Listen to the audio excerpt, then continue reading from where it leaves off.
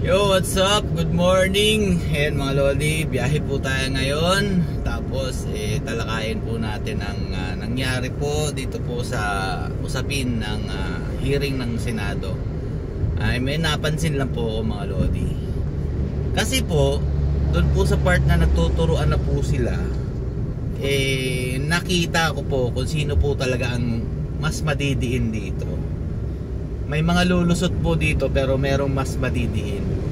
Ano pong ibig ko sabihin dyan? Nakita ko po kasi mga lodi na yung iba dyan nagde-deny na sinabi nila to, ginawa nila ito, utos po ito ni ganto. Nagtuturuan na po sila.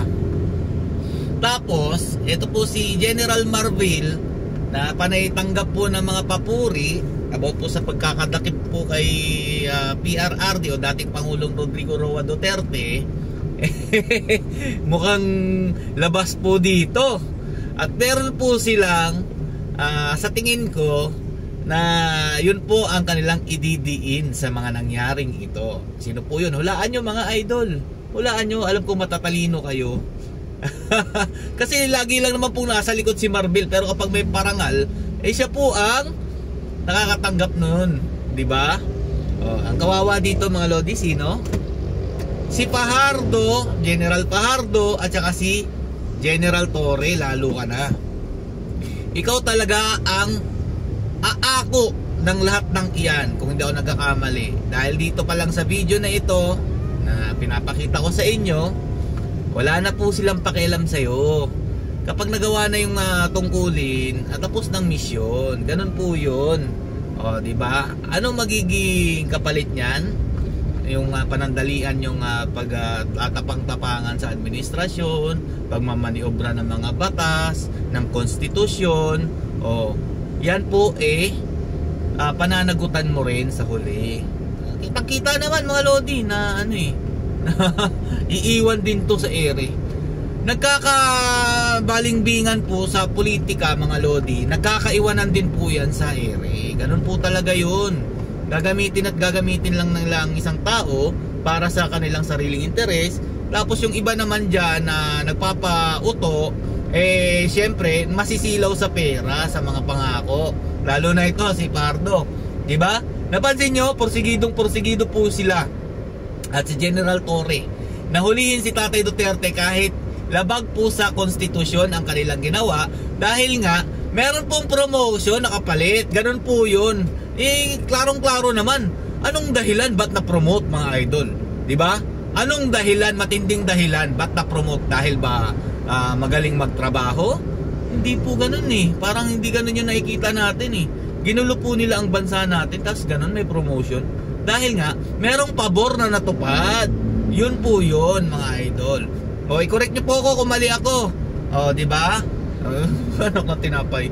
Kami pang ginagawang syunga dito sa Pilipinas na ang kalakaran na yan matagal nang nangyayari, panahon pa ni Aquino, ng ibang mga politiko.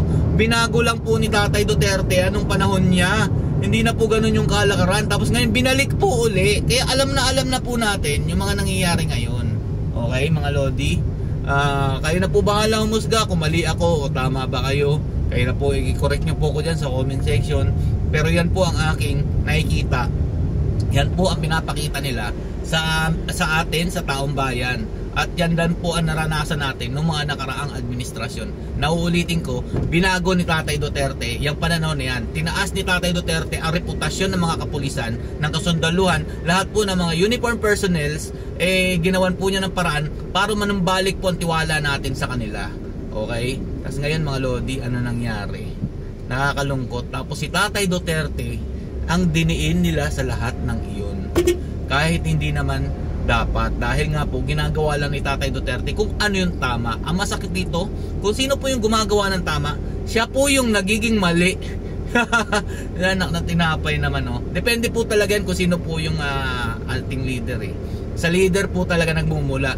Kaya wag na wag niyong sasabihin na bakit sisisihin ang Pangulo sa mga nangyayari. Siya po talaga ang may pakana. Nadulas na nga si John Vic diba? Planado po kung anong nangyari. Kahit na hindi na po naayon sa konstitusyon, basta po meron po backup ng Pangulo ni Romualdez, matutupad po yung kagustuhan nila. Ganun po yung nangyayaring kalakaran ngayon. Wag na po tayo magbulag-bulagan pa. Ang hirap naman ng ganun, no? Kahit may nakikita tayong mali, mananahimik tayo, tapos sasabihin nyo pa, balimbing ako. Lods, paalala ko lang sa inyo, sinuportahan ko lang yan si BBM dahil kay VP Sara Duterte. Kung hindi yan nag-VP si Sara Duterte, syempre siya ang iboboto ko. Alam nga naman, nasa Davao po ako nakatira. Duterte nga laki po talaga to. Anak ng tinapay. Ba't ako lilipat ng Marcos? Ano po bang naitulong sa akin yan? Wala naman po talaga. O di ba? Kayo, mga nakakatanggap ng ayuda kung sa inyo ang pananaw, okay lang yan. Sa akin hindi. Dahil hindi naman po ko pinalaking tamad ng aking mga magulang. Ako po ay nagsumikap. Galing din po ko sa hirap. Grabing sobrang galing sa hirap na nagpursige. Tapos ngayon, yung mga binabayad nating tax, ipamimigay lang sa mga tamad. Tapos yung mga nagsusumikap sa buhay, yun yung hinuhuli. Anak ng tinapay. Nakakalungkot. Pilipinas, ano na, gising na. O, yan po mga lodi, no. Tatalakayin po natin yan lahat ng iyan mga lodi. Sobrang busy lang po talaga ni Peps TV. Pagpasensya nyo na po ako. Pero ipapangako ko sa inyo, tutulungan ko po ang PDP laban ni Tatay Duterte para po makalusot lahat po ng iyan. Sana po ay ganun din po kayo. Gawa nga po na gusto natin maging Pangulo po sa 2028 si VP Sara Duterte. Protektahan po natin ang ating susunod na Pangulo na si VP Sara Duterte. Yan po ang ating magiging tulong sa kanya para hindi po siya ma-impeach. Sana po ganun din po ang inyong nasa isip. Huwag nyo na pong isipin na ayoko si ganito, ayoko si ganyan. Paramihan po nakakampi ang labanan ngayon sa Senado, sa Kongreso. Kaya po yung mga kumampi po dyan sa Romualdez, Marcos na yan mga idol, wag nyo na pong paupuin uli yan. Tama na po mga idol. Dahil kitang-kita naman, talagang sobrang busog na busog nitong mga congressman na to sa panahon ni Romualdez Marcos. Dahil panahon ni Tatay Duterte, hindi naman ganyan kahaya-haya mga buhay niyan. Tapos magagalit pa sila kapag pinuna sila. Tapos ipapatawag nila yung mga vloggers. Dapat ang question nyo doon, mga vloggers, dapat nag-ano rin kayo, nag-raise din kayo na pwede ba kami magtanong na bakit ganito? Bakit ganito na po kahayahay ang buhay nyo? Panahon ni Tatay Duterte, wala naman pong ganyan. Wala naman po yung ganito. Tapos panahon ni Marcos Romualdez, bigla nagkaroon ng mga Rolex, mga Louis Vuitton, mga sasakyan na napakagagara, di ba? Yun yung sinabi ni Tatay Duterte. Yang mga politiko na yan, kapag umupo yan dyan, paglabas niyan, sobrang yayaman na yan. Hindi kagaya ni Tatay Duterte na hanggang ngayon, yung bahay niya kung saan po siya naging mayor, congressman, prosecutor, etc. etc. Doon at doon pa rin po siya nakatira mga idol. Wala pong pagbabago. Ganun dapat ang leader. Hindi kinukulimbat yung pera ng taong bayan. Anak ng tinapay, ano sasabihan pa ng mga iba dyan? Asan yung ebidensya nyo? Siyempre, wala pang ebidensya ngayon. Manipulado pa eh. Pero kapag nag-iba ang administrasyon, sisiguraduhin ko sa inyo, malalaman at malalaman ng lahat kung anong nangyari noong 2022 hanggang matapos ang termino ni Marcos Jr. kapag napalitan niyang leader ninyo na Jungag, okay? O sige mga lodi, babiyahe po muna ako, baka maano tayo eh. Hanggang dito po muna. Huwag kayo masyadong naiinis. Nagre-real talk lang tayo dito. Kung ayaw nyo makatanggap ng mga masasakit na salita, kung ayaw nyo makatanggap ng mga negatibong komento, gawin nyong maayos ang inyong trabaho. Ganun lang yun.